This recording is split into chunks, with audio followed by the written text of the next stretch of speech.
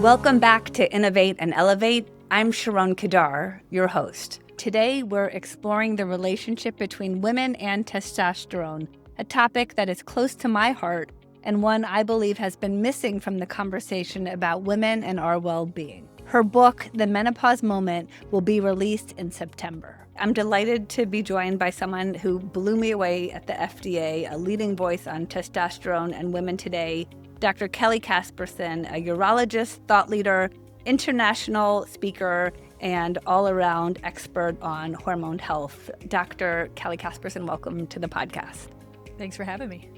What got you so interested in HRT? I read Kelly's book, The Menopause Moment, and I read about how, as important as UTIs are, I love how you started the book by saying that became a little bit redundant and you had the 7-year itch. But what got you to blaze this trail? And I cannot wait to basically take the viewer and listener into your doctor's office, which is an impossible appointment to get for most people in America. Obviously, see your individual doctor, but I can't wait for them to learn from you. So what got you so into this? Well, I mean, I always joke that sex got me into hormones. I was about 7 years in. You're bored, right? Like, you're bored, you're good at your job. What did I do all this training for? And a patient came in, and I truly think it was the universe being like, she's ready, here you go. And it was somebody I really cared about, and it was a sexless marriage scenario. I didn't know how to help her, and I handed her the box of Kleenex for the tears, and I was like, basically, the universe just delivered lightning to my brain, and it was like, you don't know how to help her. Does anybody know how to help her? And it's like, reminder for people who don't know, urologists are the masters of erections, testosterone in men, Viagra. A man comes in and they're like, well, I kind of have a low libido and I don't feel like myself anymore. And we don't tell them to drink more wine and go get some acupuncture. We treat them as medical conditions with hormones and Viagra, and we treat them like the important issues that they are in their life. So basically I got into female sex ed. What makes my perspective so unique is I take care of men. The gynecologists have no idea how 50% of the people are treated in a doctor's office because they don't take care of them. I do. I give 10 times the dose of testosterone to men every single day. When a woman goes in, it takes the average woman about 6 different doctor visits. People are like, women are more expensive. They use more health resources. And it's like, if you treated them initially in the first place, they probably wouldn't. But if you have to go see 6 doctors to get your health care taken care of, you are looked at as the more expensive gender. When you were in medical school, what did they teach you about women, like when you trained to be a urologist? I don't remember. Okay, that's awesome. Okay. But I actually talked to a friend right after the FDA. Talked to a friend I went to medical school with, and she's like, you remember that lecture about the WHI in medical school? And how afraid we were of hormones? And I'm like, I don't remember the lecture. Because, that was 25 years ago at this point. But I can tell you, I was told in urology residency, women are difficult, and don't worry, the gynecologists are taking care of them. I remember that very specifically. I was not taught that ovaries made testosterone. I was not taught that female bodies have 4 times the amount of testosterone than estrogen. Nobody dissected the clitoris in anatomy lab. Oh, and I remember being in private practice, so done with my training. I have great relationships with the sex therapist in town, and we have this meeting that we go to, and she held up a model of the clitoris. I went to medical school. Right. But I'm like, holy crap, I operate around this structure every single day and didn't know the extent of it.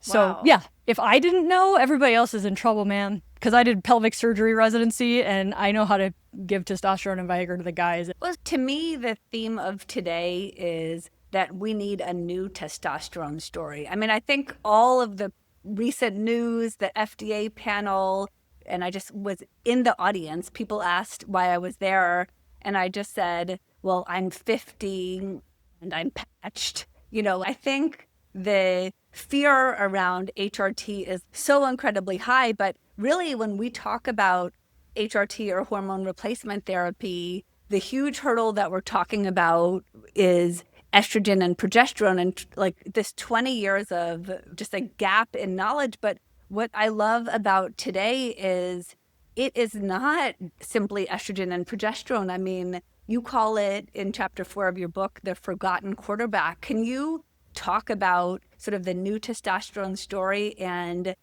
I feel like this is like a public service announcement to all American women and families, like if people knew what I know as a patient and just a problem solver.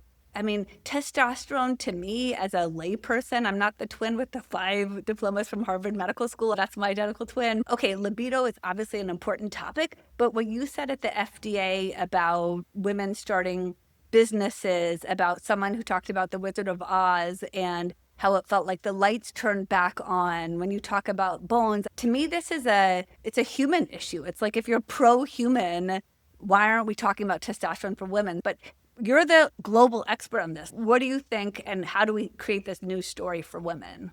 Yeah. Well, I mean, thank you for the platform for it, because testosterone's really hot right now and it's going to get hotter.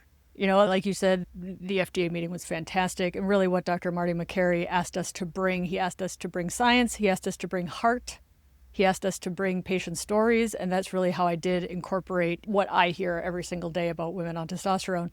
And for anybody who wants to check that out, my 5-minute one is on my YouTube, Kelly Casperson, MD, and you can watch the whole free FDA 2-hour meeting on the FDA YouTube if anybody wants to reference those things. Watch it. Kelly blew me away. I hit it out of the ballpark. Yeah, girl. Like, I came prepared. I came with the receipts. I had chills when you were talking, but Dr. Makary talks about outdated medical dogma. How come HRT is such a 4-letter word these days when it shouldn't be, but it doesn't even include testosterone for most people? People are like, is testosterone HRT? And I'm like, is it a hormone? Are you giving it? Is it therapy? They're like, yeah. And I'm like, so it's HRT. Testosterone has a massive problem. Like, there's so many barriers at this point. Number one, the Anti-Doping Act of 1991, right? The Olympics in the 1980s, there was a lot of doping going on. America was doping, but also a lot of former Soviet bloc countries. Our Congress put up the Anti-Doping Act of 1991, which put basically all synthetic anabolic steroids. And remember, anabolic just means to build. Anabolic in and of itself is not a dirty word. But they put one hormone that our body naturally makes on that list, so that's testosterone. So that was one of my requests for Dr. Marty Makary, is deregulate female dose testosterone when we get an approval. I can't make you a gold medal pole jumper on female dose testosterone. Like, it ain't gonna happen. And why that's important for the layperson is because physicians or nurse practitioners, whoever the prescribers are, have to have an individual state DEA license on top of a medical license to give restricted medications. That's number one. It's about $1,000 every 2 to 3 years per state. Wow. Right? So the telehealth companies that are doing this are basically just throwing money at this problem. Number two is telehealth, right? Who accesses telehealth the most? Women. And restricted medications are consistently being threatened. I get it. We don't want to abuse oxycodone. Like, I get it. But that's why we need to get testosterone off of the restricted list. Can you get it if you do telehealth? Can you get testosterone that way? Depends. For the viewers and listeners, as we come into your office for an unreasonable amount of time, that's more than 10 minutes, which is the unfortunate reality. I mean, it depends is a little bit of like Russian roulette with the health of women. Well, yeah, like you said, average woman goes to 5 different doctor's appointments before she gets her hormones addressed. And now you've got DEA restrictions on top of testosterone, in addition to no FDA-approved female testosterone dose on top of testosterone. So you know how hard it is to get freaking estrogen and progesterone. Now you've got all those barriers on top of testosterone. So you're saying it's harder? I'd say it's way harder. I was looking into it before the podcast because I'm on estrogen, progesterone, and testosterone. And actually, the first recommendation for me when it came to hormone therapy, which I was going to ask you about, was testosterone. I did the Health of Women podcast last year, so I'm not as in with the hormone health crew yet, but I know a lot of people. And so I got referred to a pretty leading edge doctor. So I called my husband. We have 3 kids and, been with him for 30 years. I love Greg. I'm at the doctor. This doctor is telling me that a testosterone pellet is going to change my life. I run a large venture capital firm as our co-founder. I had the podcast, the 3 kids. At 40, I had my 10-year-old. So I've got like between 10 and 19. And so I was like, for a minute, going to do the testosterone pellet. And I call my husband, he's like, Sharon, just wait a minute, which is sort of the magic of sometimes he's the brakes because I'm like, let's go. It turns out that I'm a hyper absorber of testosterone. Most people underabsorb it. So when Rachel Rubin, our mutual friend, prescribed me the 5 milligrams, I remember sending her a note after a couple uses, and I'm like, I think my voice is getting hoarse. Maybe I'm on too much testosterone. I'd love to hear you talk a little bit about sort of the clinical diagnosis, like how do we know if we need it? And for me, I'm literally on a fraction of the amount that most people start on. Yeah. Well, so let's talk about that. I mean, and the first thing we have to talk about, just for the people in the back who are catching up, is like, we're not talking about giving women male hormones. Ovaries make testosterone, adrenal glands make testosterone. In the female body, testosterone starts to decline after your 20s. And that is why, like you had said, it's quite common, especially if a woman's in perimenopause, to maybe be offered testosterone first, because that might be lower than, say, her estradiol is. Right. So individualized is always the answer any good clinician is going to tell you. And I want to also talk about the pellets, our DEA's restriction, and the fact that insurance won't cover anything that's not FDA approved, right? All these barriers that testosterone has. Women are pushed and they're suffering, right? They're going to their doctor. They're looking for answers. They're not getting help. They're being pushed to the, I call them the pellet mills or the pellet pushers, the one-trick ponies, I call them in my book, of like, it's a pellet or the highway. Right. And pellets are the most expensive option, the most invasive option, the highest dose option. So I always say, like, earn your pellet. Right. And what that means is know that you tolerate low dose testosterone, that you aren't a hyperabsorber like you just need a baby dose. Right. So it's like, heaven forbid you threw a pellet in you and it's not reversible. We were with some pretty, known folks for dinner who I will not mention. And I have not told it, but I think it was after the FDA, and I was telling the testosterone story and everybody was laughing, but it's so not funny. But when you talk about hormone replacement therapy, are most women offered testosterone first or estrogen and progesterone? And like, I realize that that's even the lucky ones that get to have this conversation, which is part of this podcast, is so that people start asking these questions. Yeah, I mean, the bar is super low, right? So even people who are Menopause Society certified, you can go on the menopausesociety.org, type in your zip code, get somebody who's taken the test. That doesn't even guarantee you that they're going to offer you estrogen and progesterone. The gender stereotype is estrogen, progesterone. You need to have somebody who understands testosterone, who understands it's a menu, right? Most common for physiologic replacement is either microdosing the male product at 1/10 the dose to start, or you can compound it, again, at 1/10 the standard male dose. There's also injections. But people who sell pellets make money off of pellets. They don't tend to want to offer super cheap compounded male options. So by and large, gynecologists didn't learn testosterone is made in the ovaries, so you have to have a gynecologist who did additional training. I have, for people who are interested on the Heather Hirsch Academy, I actually have a testosterone and sexual health course. Just realize testosterone's not dangerous at physiologic doses, and realize we actually do have a lot of data. There's a lot of myths that people keep perpetuating, like we don't have any data for anything. That's not true. There was a paper published in 1945 by a gynecologist who said, at this point, we have enough data to say that women can use physiologic dose testosterone. That was 1945. The part that really gets me, and I do want to get to how people know whether they should consider testosterone, and curious like what you start with, but the part that is like a circular reference in Excel for me in my head is I just cannot believe that the data got misread for 20 whole years. Like, I think about the older ladies, there's a track record of data and women's hormone health getting misread. I think that the track record here when it comes to data, and I love data, is that for whatever reasons, which I don't really understand, it's been misread. So I don't know why everybody's trying to almost like misread it. When it comes to testosterone, you talk about how in the book, someone who's transgender gets multiples of what a woman might get 10 times. for 10 many, times the female dose. many years. And it's off-label, and insurance often covers it for trans care.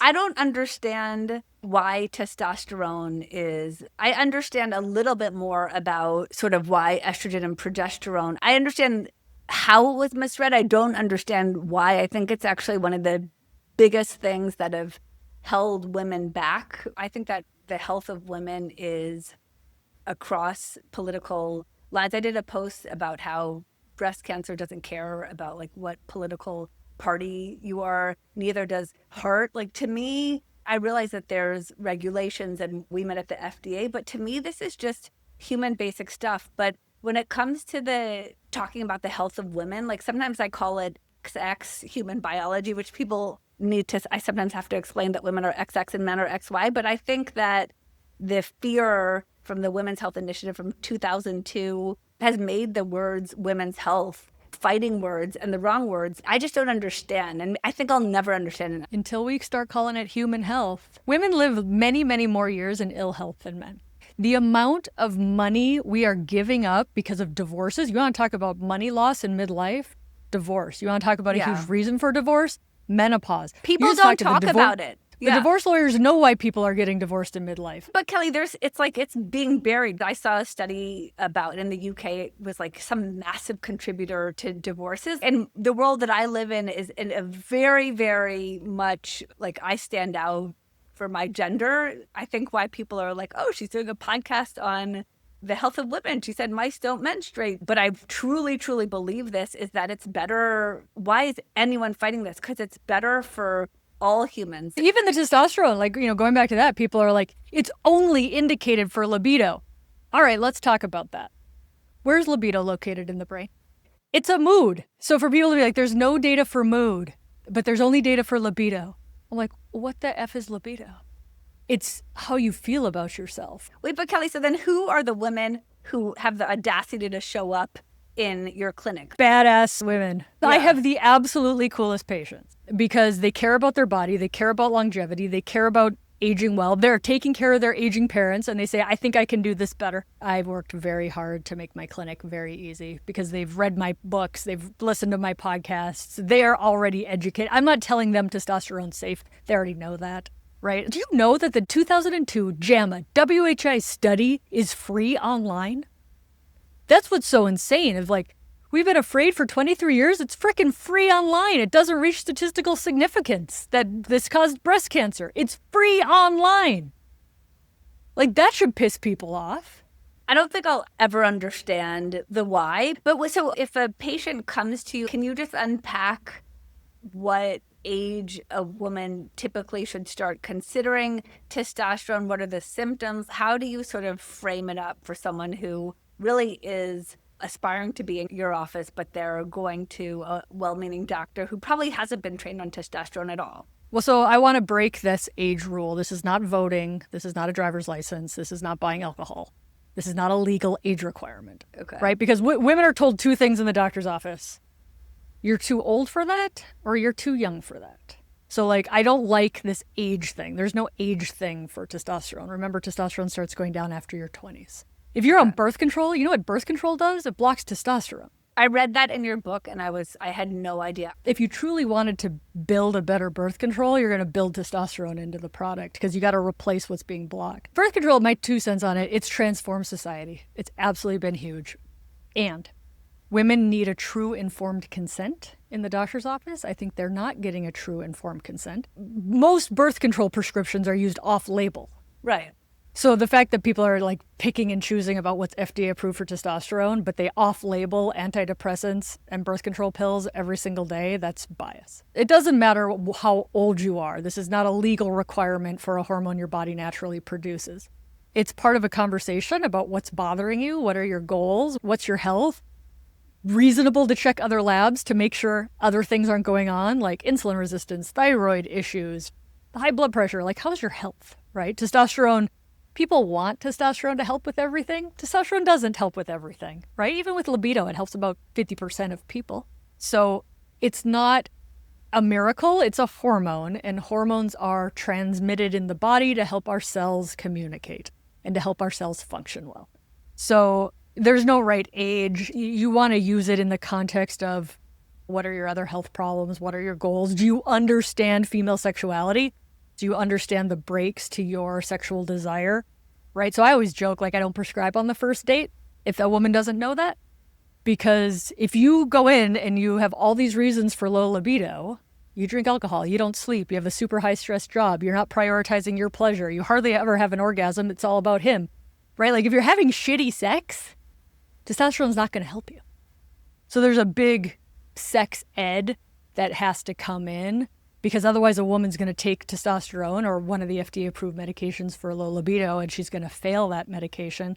And then she's going to feel like a double failure because now the medications don't even work. Wow. And that was my first book, You Are Not Broken, because I'm like, I didn't get a good sex ed. We got a disease and pregnancy prevention plan, right? If you were lucky. Right. And that was when you were, what, 8th grade? So now it's like, we've all been married for like 20 years. We got a couple of kids. We got a high-powered job. Sex is kind of mediocre. And we just think like other people are blessed and we're not. We need to rewrite the testosterone story. And I have a question about that. But I will tell you that the leading book, you know, having a girl who's 19, boy who's 16, and then the 10-year-old who's almost 11, I got smarter, you know, just preparing her. And so I bought the leading book to educate girls about their body. And if I send it to you, your jaw will drop. It's like they literally show, they don't talk about testosterone. I read it to like, No, you know, they don't talk about hormones or like some mystery. And then they show the vagina as a button. Like when they show like the body, it literally looks like a button to teach you how to put in a tampon. I'm taking us way further back. There's a whole, to your point, which we won't solve, like an education that starts with what we teach girls. I actually unboxed the period kit from Amazon that I bought for my daughter after the FDA. I had just given it to her. I'm like, sweetie, if mommy's away, just open this bag. But when I opened the bag, it was disgraceful what was in there. Like it wasn't the right tutorial. It's bad out there, my friends. The best hope we have is mothers, right? Mothers like you, mothers that care, mothers to educate. And going back to sex ed, like when you talk to adults who have a good sex life and they know what they're doing, what we usually hear is, I had a mom who taught me how things go. Right? Like that's the number one, is that caring, trusted adult who's going to be like, this is how things actually work. Because otherwise you're piecing together porn, Hollywood, country music. Like it's not good education. It's an education, but it's not good education. Well, but when you talk about a new testosterone story, to me, testosterone is so much more than libido. It's about brain clarity. It's about energy. It's about overall health. So when you frame it as the expert on this, what are the top benefits that you see? Because I really think it needs a reframe. It's so much more than libido. Chemistry. But what's libido? Energy. Okay. Motivation. Wow. Mode. That's what libido is. Okay. Right? Like people think libido means like a forward motion towards propositioning somebody for sex. Well, I think they think of it as like the female equivalent of Viagra. Testosterone does help genital blood flow. We have that paper, right? They gave women testosterone and then they took an ultrasound and put it on their clitoral artery and said, look, the clitoris has better blood flow when you have testosterone in your body, right? Which again goes against the naysayers who are like, it's only for libido. It helps every single domain of sexual function except for pain, arousal, orgasm, libido, blood flow. All domains of sexuality, testosterone helps. That's amazing, Kelly. I just don't understand if that's the case. My mom has a question for you. She's 77. Like, can she take it? Why not? Okay. But I mean, that generation, it's like a whole question. And maybe you have a perspective, but I mean, estrogen and progesterone, they're told no. I think about the women 40 to 60. The big message there is it's going to be really hard to actually find a doctor, not because doctors are well-meaning. And this is something that Dr. Biden had to clarify at the White House. It was just that there was outdated medical dogma. HRT and menopause was pulled out of medical training, but it's really hard if you're sort of in that sweet spot. But then what do you do if you're like a 70-year-old plus person? You need to find an expert. And we have 2 decades of untrained clinicians at this point, right? Totally. WHI came out 23 years ago. And I sat on a Zoom with Dr. Biden's team when they announced all the money going into research. And I said, if you just put money into research and you don't put any money into translational knowledge sharing here, you will just put more research behind a paywall and you won't help Americans. Like, that's what my podcast is. That's what your podcast is. It's translating the science to the people. It's called translational. It's the missing third pillar of academics. Horrifically underfunded. But, you know, when I say, like, dude, we've been giving women testosterone for 80 years. So little old ladies can be on it? Why not? But should they be? There is no should in the hormone world, except for possibly vaginal estrogen. Yeah, I mean, that's one where there's no debate that twice a week women need to do. The vulva and the bladder need estrogen to function well. Period. End of story. And the risks are so low, and the cost, if you do it rightly, the cost is so low that vaginal estrogen is probably getting close to should at this point. But you have to, I mean, if you look at American healthcare, it's a very high bar to tell everybody they should. Yeah. We don't do that with statins. We don't do that with blood pressure. We don't do that with baby aspirin. We don't do that with GLP-1s. We don't tell America to should on any. That's a very high bar. This is an individual choice based upon your individual risks and benefits. You've got to see a trained clinician who actually knows how to evaluate that. That's why I think this pin might, that's if people how wear you it move. in, it's like in a 10-minute. That's how you move the needle. But you said is fascinating, because I wrote a piece that I haven't quite published yet, but it was titled Why Women Are Using ChatGPT and Instagram for Medical Advice. And you just helped me realize, you talk about this in the book, people don't talk about heart, and you talk about that is the number one killer for all genders. I always think about heart, and then I think about autoimmune, how 80% in women, and we don't understand why. And that sort of Barbie thing about how it's literally impossible to be a woman. If there's 100 plus autoimmune diseases, they often coexist. Nature magazine only in 2024 highlighted the extra X chromosome. And by the way, there's not a Kelly Casperson for autoimmune, because you could be at a GI, a neurologist, a rheumatologist. It's probably 10 different doctors, depending on whether it's lupus, MS, rheumatoid arthritis, Hashimoto's. That's a whole thing. But then the hormone piece feels like it's finally getting traction. I mean, to me, I feel like we actually haven't made that much progress in explaining to women how women's hearts are different. You and I won't solve that today. But hormone, it's fascinating what you're saying, that there is a part of the population that is more educated than the doctors. But how does that translate into good health care? And, and we weren't in the age of Instagram and ChatGPT. So this is probably unprecedented. It's wild, right? Because, and this goes into, socio-cultural issues of doctors are out there educating the lay population, because, don't hate me for saying this, but it's more of a pain in the ass when an educated person comes into your clinic, because they can take longer because they actually have questions.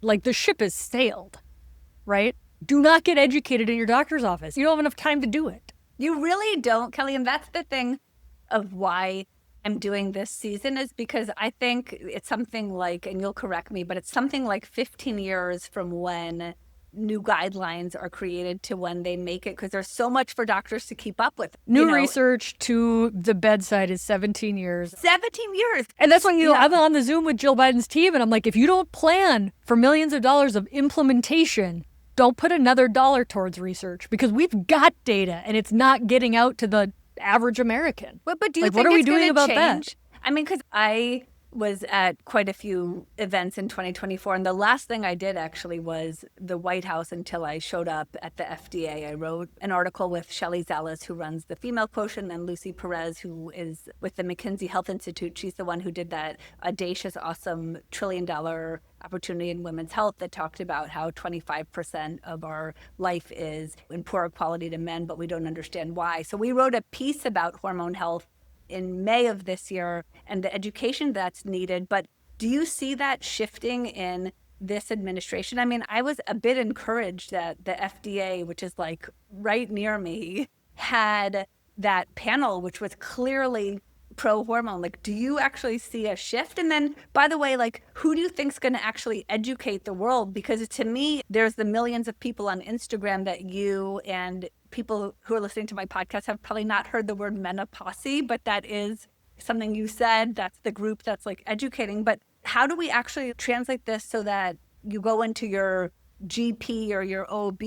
And to me, I imagine an AI-based questionnaire where it's almost like it does the work. And I don't know if the government will fund it or if it's private funding. Yeah, I think AI, especially in the startup world and the clinics that are being backed to do this on scale, right? Like, just to zoom out for a hot second, this is 51% of the population. This is a massive problem. And when 4% of the women are on hormones right now. Wait, is that what it is? 80 million women over the age of 40 in America. Okay. 4% are on FDA-approved prescriptions paid by insurance. That doesn't count the compounded, which is probably equal. They're just hard to measure. Single digits. Yeah. And genital urinary syndrome of menopause, just the pelvis, will happen to about 80% of women. So this is massive. So it's going to be online clinics, specialty clinics who can scale.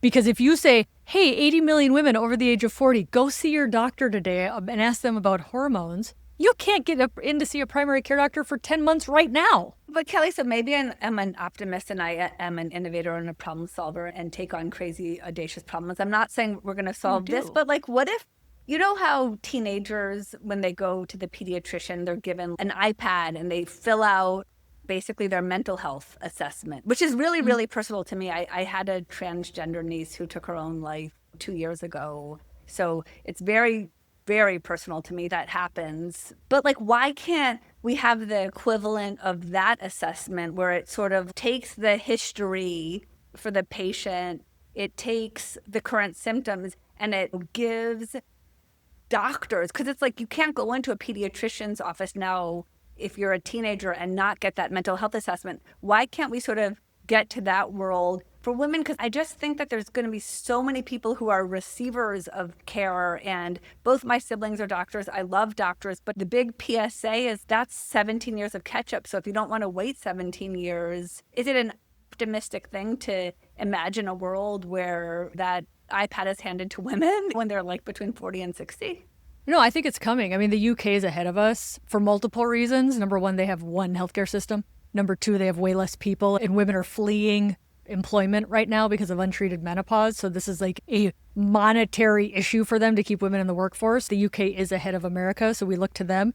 And the UK has mandated that at age 50, they must get a discussion about menopause in the doctor's office. Oh, wow. So you're saying there's a precedent. There's a precedent. America's different than the UK, but the healthcare system is full and people are fleeing it every day. So it will be to the telehealth, the asynchronous, the AI assisted. Like, this is the future. And for people, you know, and for, I'll call out doctors because that's who I hear from most. People are getting their information on the internet. The ship has sailed. That's not going to change. To your point, the ship has definitely sailed. I put on my LinkedIn a question that I was really careful to word. In addition to going to your doctor, where else do you get medical advice? And so my LinkedIn went from like 2,000 to 20,000. I know you've got like hundreds of thousands of people. And ChatGPT and Instagram, at least for the LinkedIn folks, was 30%. And it was still 50% friends and family. It just feels like it is happening. And so the question becomes, if you're a patient, like, how do you take advantage of it? And some naysayers are like, well, the information's not accurate. But the reality is the gap is there. So people are searching and people are struggling. And I really think men and women want to solve this. Like, my first HRT visit with Rachel Rubin, Greg came and he was like, wait, this is 2 hours? We sat with Rachel for 2 hours. But I think this is an education, in my opinion, of all genders, think like of couples. And I think that if you are imagining a male-female couple, like, I think that that man wants their wife treated for HRT because she's not sleeping, or depression that isn't treated with SSRIs. I mean, that all impacts American families. The thing about me and Rachel and I we're both urologists, so we see all genders. So my favorite days are when couples come to see me, because the man also has testosterone issues and erectile dysfunction issues and lean body mass issues. And there's been, you know, more published on this recently. But if you treat one part of the couple, traditionally that's the man getting Viagra, right? You treat one part of the couple, you destabilize that relationship. Totally. And I'm a much better urologist now than I was, because now when a man sees me, I'm like, what's your plan? Yeah. Is your wife on vaginal estrogen? You don't have to tell me what your plan is. But if your plan is to go home and sleep with your wife who's had no health care of her pelvis, and you haven't been intimate in years, and you didn't get a good sex education, you're going to be disappointed. I also think, to your point, that helps, like, for me, on my wish list is an education that includes men. Because when Greg was in Rachel's office with me, he's like, oh, that's why we went to family weekend. My daughter is a sophomore now in college, but like family weekend, my big wake up call last year, I wasn't on the right HRT dose and I was up all night. And my husband turned to me and he's like, you're tired, why can't you sleep? And I wanted to smack him. Like, I love him. I love you, Greg. but I literally just want to smack him. I have a chapter in my book on how to talk to men about this. I love it. You mostly just tell them it's as if your testicles get chopped off at age 50 and you're just told to deal. And then they usually understand that. If you look at the statistics, 70% of divorces are initiated by the woman. And if it's an educated woman, 90% of the divorces are initiated by the woman. So what that tells me is men don't want to get divorced. I have chills because I think it's true. And so that's where I think, just to close, like, I just think what you're doing is so important. When a woman goes in and is told, well, maybe you should be on HRT or underdosed on the estrogen if she's given estrogen. These things are, to me, completely unacceptable. And so teaching people how, as you are, to handle HRT the right way. I hope that the title of your book, The Menopause Moment, I hope we really are having a moment because I feel like, we deserve it. Kelly, I love you for what you're doing. I don't know where you get your audaciousness, but send some of it my way because I'm just so blown away. Says the woman who has like $1 billion venture capital fund. In the world that I'm in, I think the piece that I'll be able to bring to this is kind of like, I am just a person who's trying to translate this from the patient perspective. And I think the big fallacy that people need to get over is that you're going to go into the doctor's office and actually get proper treatment, which is for most basic things you have it. But I tried to explain it to my parents. You actually are not going to get the current information. And it's not the doctor's fault, but they weren't trained for it. It's not the doctor's fault. We should end with full-on respect to the doctors because they are working in a system that they did not create. No doctor was like, I want to see 26 people a day and then do a bunch of work for free at home until 10 p.m. and then get up and do it again tomorrow for a full-on career. Yeah. And by the way, our culture is devaluing experts left and right. There is no room in a 10-minute patient visit for curiosity. And also, doctors want patients to be healthy, but they have to be given the tool. If they're not given the training and the tools, it's not like they're not trying. Yeah, I mean, do you understand what it took for me to be this level of expert on this? I didn't get taught in med school. I did not get taught in residency. I did not get taught seeing patients in clinic. This was my own time, my own investment. And that's every menopause and advocate who's teaching this comes from this fire within, whether it's gender equality or understanding the power of hormones. We are the first generation of, oh my God, the system is not representing what the actual truth is. And it took us years and years and hours to get this level of understanding because it didn't come from school and it didn't come from residency. And hopefully that will change. Yeah, and to me, it's such a beautiful work that you're doing. I think the T needs to be like including testosterone because I think it's a human. Yeah. It's a human hormone that helps mitochondria and nerve cells function. End of story. Well, thank you, Kelly. You are such a gift to this world. Really appreciate you. Thanks for having me on. And that's the end of today's episode. Thank you so much, Kelly, for your time today and for sharing your expertise with our audience. To our listeners and viewers at home, it's time for us to hear the real data and the truth when it comes to women, hormone health, including testosterone. That's why I got this pin. I heard HRT, obviously check with your doctor, but there's so much to know. There's so much new data that needs to be shared. And I think about women like my mom, who are sort of the lost generation who flushed their hormone therapy down the toilet 20 years ago. And it's time to bring proper information forward. Well-meaning doctors want everyone to be healthy and the system's in catch-up mode. So please help us catch up by spreading the word. Make sure you're subscribed to Innovate and Elevate wherever you listen to podcasts, and I'll see you in the next episode.